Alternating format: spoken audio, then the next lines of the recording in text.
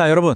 오래전에 세상을 떠난 철학자랑 오늘날 가장 똑똑한 인공지능이 한판 붙는다면 어떻게 될까요? 좀 이상한 조합 같죠?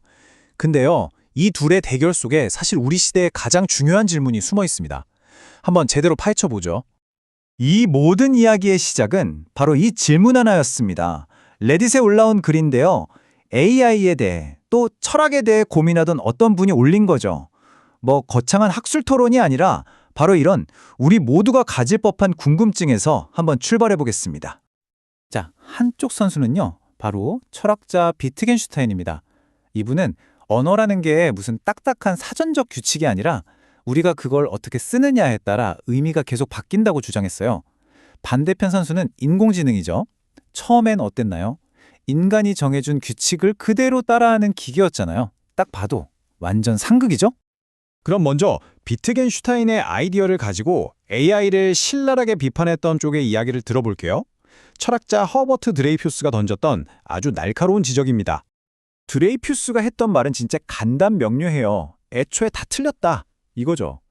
초창기 AI 개발자들이 지능은 곧 규칙을 따르는 능력이라고 생각했는데 바로 그 전제부터가 잘못됐다는 거예요.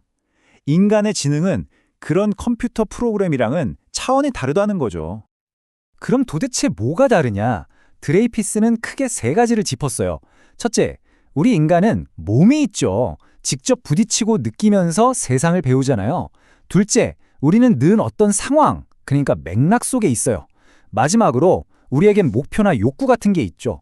기계한테는 이 세 가지가 아예 없다는 겁니다. 이게 진짜 기가 막힌 예시인데요. 여러분, 자전거 타는 법 배울 때 생각해 보세요. 뭐 무게중심이 어떻고 관성의 법칙이 어떻고 이런 물리 공식 외워서 타는 사람이 있나요? 없죠. 그냥 넘어지고 또 일어나면서 몸으로 배우잖아요. 이게 바로 규칙으로는 설명할 수 없는 몸으로 아는 지식인 겁니다. 자, 여기까지 들으면 어떠세요? 게임 끝난 것 같죠? 아, AI는 인간을 절대 따라올 수 없구나. 그런데 말입니다. 바로 여기서 이야기가 완전히 뒤집힙니다. 정말 생각지도 못한 반전이 기다리고 있거든요. 여기서 진짜 중요한 게 뭐냐면 AI가 완전히 달라졌다는 거예요. 드레이피스가 비판했던 옛날 AI는요, 인간이 하나부터 열까지 규칙을 다 알려줘야 했어요. 근데 요즘 AI, 특히 머신러닝은 어때요?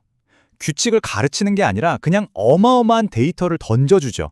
그럼 그 안에서 스스로 패턴을 배우고 단어가 어떻게 사용되는지를 터득합니다. 이거 어디서 많이 들어본 얘기 같지 않나요? 맞습니다. 옛날 그 규칙 기반 AI한테 비트겐슈타인의 철학은 정말 넘을 수 없는 벽이었어요. 인간 언어가 가진 그 미묘한 뉘앙스나 맥락, 이런 걸 규칙 몇 개로 어떻게 따라하겠어요? 불가능했죠. 그런데 여기서 바로 그 엄청난 반전이 나옵니다. 스탠퍼드 대학의 인공지능 교과서에 이런 말이 나와요. 단어의 의미는 그 쓰임에 있다고 했던 비트겐슈타인의 철학이 오히려 GPT 같은 현대 AI를 떠받치는 철학적 기둥이 되었다는 겁니다. 와, AI를 끈장낼 것 같던 비판이 알고 보니 그 AI의 뿌리가 된 거죠. 정말 아이러니하지 않나요? 자, 그럼 이제 논점이 바뀝니다. 규칙을 따르냐 마냐는 이제 옛날 얘기가 됐고요. 진짜 질문은 이거예요. AI가 하는 게 과연 진짜 이해일까요? 아니면 그저 그럴듯한 모방일까요? 여러분, 제가 간단한 퀴즈 하나 내볼게요. 7 나누기 11, 거기에 다시 11을 곱하면 뭐 답은 당연히 7 아니겠어요? 근데 아닐 수도 있습니다. 이 계산기 예시를 한번 보세요. 좀 오래된 계산기로 이걸 계산하면요. 6.9999 이렇게 나와요. 사실 이게 수학적으로는 더 정밀한 값일 수 있죠. 근데 우리는 이 답을 보면 뭐라고 생각하죠? 에이, 그냥 7이지 하잖아요. 왜 그럴까요? 그게 바로 우리 사회의 약속, 즉 맥락 속에서 우리가 기대하는 인간적인 답이기 때문입니다. 바로 이겁니다.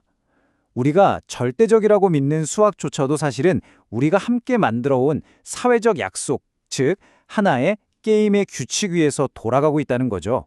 비트겐슈타인은 이걸 언어 게임이라고 불렀습니다. 여기서 삶의 형식이라는 되게 중요한 개념이 등장합니다.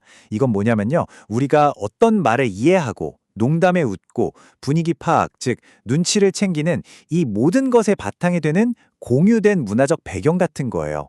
우리가 같은 경기장에서 뛰고 있기 때문에 서로의 말이 통하는 거죠. 어쩌면 AI가 넘어야 할 진짜 마지막 관문은 바로 이 삶의 형식을 공유하는 것일지도 모릅니다. 그럼 이제 슬슬 정리를 해볼까요? 어쩌면 우리는 지금까지 질문을 좀 잘못 던지고 있었던 건 아닐까요? AI가 인간처럼 생각하는가가 아니라 이제는 질문 자체를 바꿔야 할 때가 온 것 같습니다. 오늘 이야기의 핵심 한번 짚어보죠. 첫째, 인간의 지능은 그냥 머리가 좋은 게 아니라 몸과 사회 속에서 나온다는 거.